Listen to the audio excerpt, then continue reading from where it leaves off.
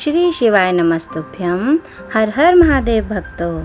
आज हम सुनेंगे श्रावण मास महात्म्य का 7वां अध्याय। जय श्री गणेश।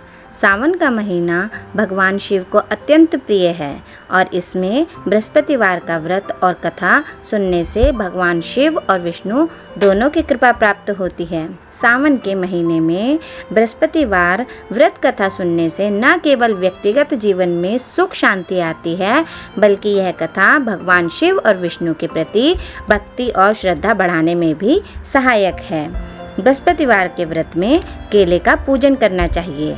कथा और पूजन के समय मन, क्रम और वचन से शुद्ध होकर मनोकामना पूर्ति के लिए बृहस्पति देव से प्रार्थना करनी चाहिए।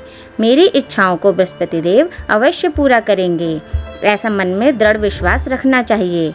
दिन में एक ही समय भोजन करना चाहिए। भोजन पीले चने की दाल आदि का करें, नमक ना खाएं। पीले वस्त्र पहने, फलों का प्रयोग करें, पीले चंदन से पूजन करें। पूजन के बाद प्रेम पूर्वक गुरु महाराज जी की कथा सुननी चाहिए। इस व्रत को करने से मन की इच्छाएं पूर्ण होती हैं और बृहस्पति महाराज प्रसन्न होते हैं। धन, विद्या, पुत्र तथा मनोवांछित फल की प्राप्ति होती है। परिवार में सुख तथा शांति रहती है। इसलिए यह व्रत सर्वश्रेष्ठ और इति फलदायक है। प्राचीन काल में एक बहुत ही निर्धन ब्राह्मण था। उसके कोई संतान नहीं थी। वह नित्य पूजा पाठ करता, परंतु उसकी स्त्री बहुत मलिनता के साथ रहती थी। वह न स्नान करती और न किसी देवता का पूजन करती। प्रातःकाल उठते ही सर्वप्रथम भोजन करती, बाद में कोई अन्य कार्य करती। ब्राह्मण देवता बहुत दुखी रहते थे। पत्नी को बहुत समझाते, किंतु उसका कोई परिणाम न निकलता। भगवान की कृपा से ब्राह्मण की स्त्री के कन्या उत्पन्न हुई। वह कन्या अपने पिता के घर में ही बड़ी होने लगी। वह बालिका प्रातः स्नान करके भगवान विष्णु का जप करती, बृहस्पतिवार का व्रत भी करने लगी। पूजा पाठ समाप्त कर स्कूल जाती तो अपनी मुट्ठी में जौ भरकर ले जाती और पाठशाला जाने के मार्ग में डालती जाती। वही जौ स्वर्ण के होते जाते, जो लौटते समय उनको बीनकर घर ले आती। एक दिन वह बालिका सूप में उन सोने के जौ को फटक कर साफ कर रही थी तथा उसकी माँ ने देख लिया और कहा, हे बेटी, सोने के जौ को फटकने के लिए सोने का सूप होना चाहिए। दूसरे दिन गुरुवार था। इस कन्या ने व्रत रखा और बृहस्पति देव से प्रार्थना करके कहा, हे प्रभु, यदि मैंने सच्चे मन से आपकी पूजा की हो तो मुझे सोने का सूप दे दो। बृहस्पतिवार ने उसकी प्रार्थना स्वीकार कर ली। रोजाना की तरह वह कन्या जौ फैलाती हुई स्कूल चली गई। स्कूल से लौटकर जब वह जौ बीन रही थी तो बृहस्पति देव की कृपा से उसे सोने का सूप मिला। उसे वह घर ले आई और उससे जौ साफ करने लगी, परंतु उसकी माँ का वही ढंग रहा। एक दिन की बात है, वह कन्या सोने के सूप में जौ साफ कर रही थी। उस समय नगर का राजकुमार वहां से होकर निकला। इस कन्या के रूप और कार्य को देखकर वह उस कन्या पर मोहित हो गया। राजमहल आकर वह भोजन तथा जल त्याग कर उदास होकर लेट गया। राजा को जब राजकुमार द्वारा अन्न जल त्यागने का समाचार ज्ञात हुआ तो अपने मंत्रियों के साथ वह अपने पुत्र के पास गए और बोले, हे बेटा, तुम्हें किस बात का कष्ट है? किसी ने अपमान किया है अथवा कोई और कारण है? मुझे बताओ, मैं वही करूँगा जिससे तुम प्रसन्न हो। राजकुमार ने अपने पिता की बातें सुनी तो वह बोला, मुझे आपकी कृपा से किसी बात का दुख नहीं है, ना किसी ने मेरा अपमान किया है, परंतु मैं उस लड़की के साथ विवाह करना चाहता हूँ जो सोने के सूप में जौ साफ कर रही थी। यह सुन राजा आश्चर्य में पड़ गया और बोला, हे बेटा, इस तरह की कन्या का पता तुम ही लगाओ। मैं उसके साथ तुम्हारा विवाह अवश्य ही करवा दूंगा। राजकुमार ने राजा को उस लड़की के घर का पता बतलाया। मंत्री उस लड़की के घर गया और राजा का आदेश ब्राह्मण को सुनाया। कुछ ही दिन बाद ब्राह्मण की कन्या का विवाह राजकुमार के साथ संपन्न हो गया। कन्या के घर से जाते ही उस ब्राह्मण देवता के घर में पहले की भांति गरीबी का निवास हो गया। अब भोजन के लिए भी अन्न बड़ी मुश्किल से मिलता था। एक दिन दुखी होकर ब्राह्मण देवता अपनी पुत्री से मिलने गए। बेटी ने पिता की दुखी अवस्था को देखा और अपनी माँ का समाचार पूछा। ब्राह्मण ने सभी हाल कहा। कन्या ने बहुत सा धन देकर अपने पिता को विदा कर दिया। इस तरह ब्राह्मण का कुछ समय सुखपूर्वक व्यतीत हुआ, लेकिन कुछ दिनों बाद फिर वही हाल हो गया। ब्राह्मण फिर अपनी कन्या के यहाँ गया और सभी हाल कहा तो पुत्री बोली, हे पिताजी, आप माता जी को यहाँ लिवा लाओ, मैं उन्हें यह विधि बता दूंगी जिससे गरीबी दूर हो जाए। ब्राह्मण देवता अपनी स्त्री को साथ लेकर राजमहल अपनी पुत्री के पास पहुँचे तो पुत्री अपनी माँ को समझाने लगी, हे माँ, तुम प्रातःकाल उठकर प्रथम स्नान आदि करके विष्णु भगवान का पूजन करो तो सब दरिद्रता दूर हो जाएगी। परंतु उसकी माँ ने उसकी एक बात नहीं मानी। वह प्रातःकाल उठकर अपनी पुत्री का बचा झूठन खा लेती थी। एक दिन उसकी पुत्री को बहुत गुस्सा आया। उसने एक रात एक कोठरी से सारा सामान निकाल दिया और अपनी माँ को उसमें बंद कर दिया। प्रातः उसमें से उसे निकाल तथा स्नान आदि कराकर पूजा पाठ करवाया तो उसकी माँ की बुद्धि ठीक हो गई। इसके बाद वह नियम से पूजा पाठ करती और प्रत्येक बृहस्पतिवार को व्रत रखने लगी। इस व्रत के प्रभाव से उसकी माँ भी बहुत धनवान तथा पुत्रवती हो गई और बृहस्पति देवता के प्रभाव से स्वर्ग को गई। इस तरह कहानी कहकर साधु देवता वहाँ से लोप हो गए। धीरे धीरे समय व्यतीत होने पर फिर बृहस्पतिवार का दिन आया। राजा जंगल से लकड़ी काटकर किसी शहर में बेचने गया। उसे उस दिन और दिनों से अधिक धन मिला। राजा ने चना गुड़ आदि लाकर बृहस्पतिवार का व्रत किया। उस दिन से उसके सभी कलेश दूर हुए। परंतु जब अगला गुरुवार का दिन आया तो वह बृहस्पतिवार का व्रत करना भूल गया। इस कारण बृहस्पति भगवान नाराज हो गए। उस दिन उस नगर के राजा ने विशाल यज्ञ का आयोजन किया तथा अपने समस्त राज्य में घोषणा करवा दी कि कोई भी मनुष्य अपने घर में भोजन न बनावे तथा आग भी न जलाए। समस्त लोग मेरे यहाँ भोजन करने आए। इस आज्ञा को जो न मानेगा उसको फांसी की सजा दी जाएगी। राजा की आज्ञा अनुसार राज्य के सभी वासी राजा के भोज में सम्मिलित हुए, लेकिन लकड़हारा कुछ देर से पहुंचा, इसलिए राजा उसको अपने साथ महल में ले गए। जब राजा लकड़हारे को भोजन करा रहे थे तो रानी की दृष्टि उस खूंटी पर पड़ी जिस पर उसका हार लटका हुआ था। उसे हार खूंटी पर लटका दिखाई नहीं दिया। रानी को निश्चय हो गया कि मेरा हार इस लकड़हारे ने चुरा लिया है। उसी समय सैनिक बुलवाकर उसको जेल में डलवा दिया।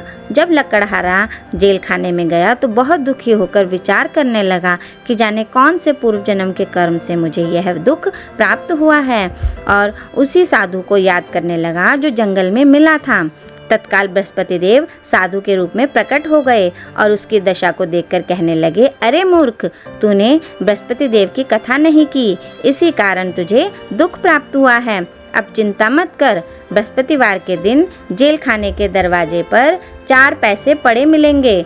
उनसे तू बृहस्पति देव की पूजा करना तो तेरे सभी कष्ट दूर हो जाएंगे। अगले बृहस्पतिवार को उसे जेल के द्वार पर 4 पैसे मिले। राजा ने पूजा का सामान मंगवाकर कथा कही और प्रसाद बांटा। उसी रात्रि को बृहस्पति देव ने उस नगर के राजा को स्वप्न में कहा, हे राजा, तूने जिस आदमी को जेल खाने में बंद कर दिया है वह निर्दोष है, वह राजा है, उसे छोड़ देना। रानी का हार उसी खूंटी पर लटका हुआ है। अगर तू ऐसा नहीं करेगा तो मैं तेरे राज्य को नष्ट कर दूंगा। राजा प्रातःकाल उठा और खूंटी पर हार टंगा देखकर लकड़हारे को बुलाकर क्षमा मांगी तथा राजा को योग्य वस्त्र आभूषण भेंट कर उसे विदा किया।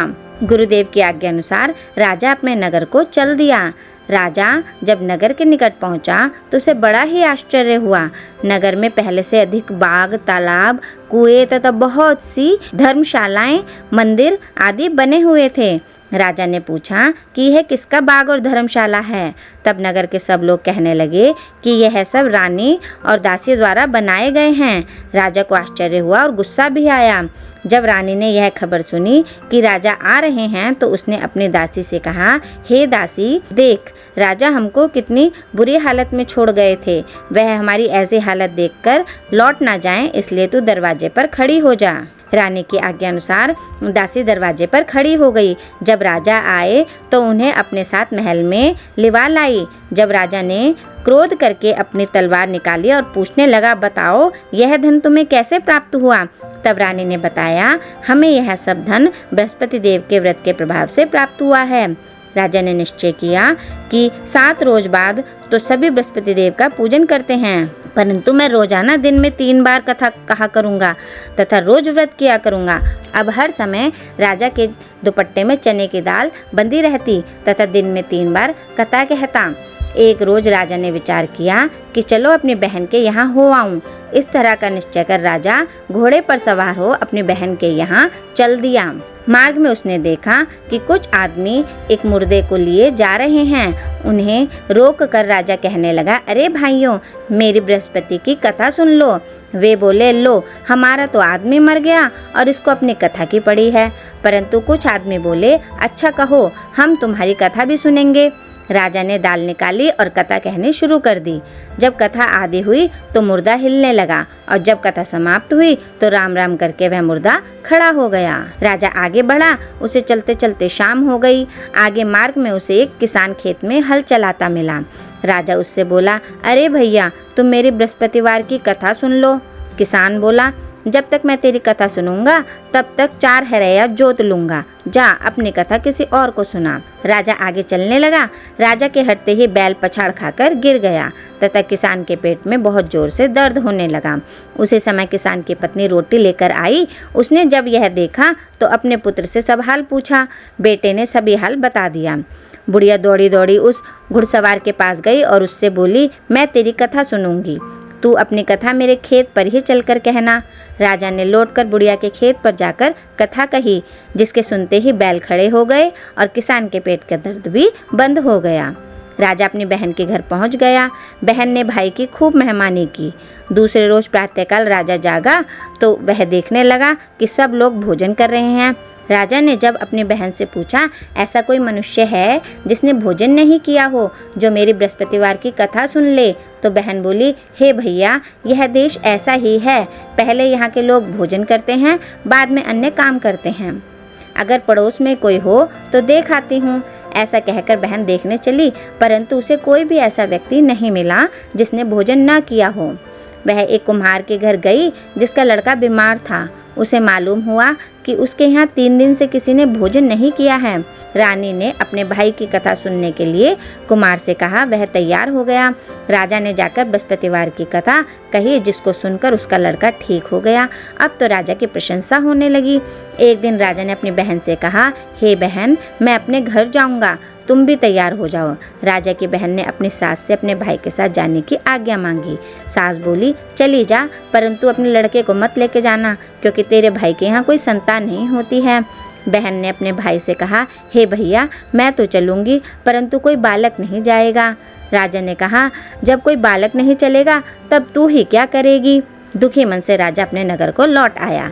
राजा ने अपनी रानी से कहा, हम निर्वंशी हैं, हमारा मुंह देखने का भी धर्म नहीं है। वह बिना भोजन आदि किए शैया पर लेट गया। रानी बोली, हे प्रभु, बृहस्पति देव ने हमें सब कुछ दिया है, वो हमें संतान अवश्य देंगे। उसी रात बृहस्पति देव ने राजा को स्वप्न में कहा, हे राजा, उठ, सभी सोच त्याग दे, तेरी रानी गर्भवती है।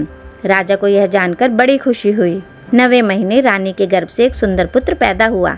तब राजा बोला, हे रानी, स्त्री बिना भोजन के रह सकती है, परंतु बिना कहे नहीं रह सकती। जब मेरी बहन आए तुम उससे कुछ मत कहना। रानी ने हाँ कर दी।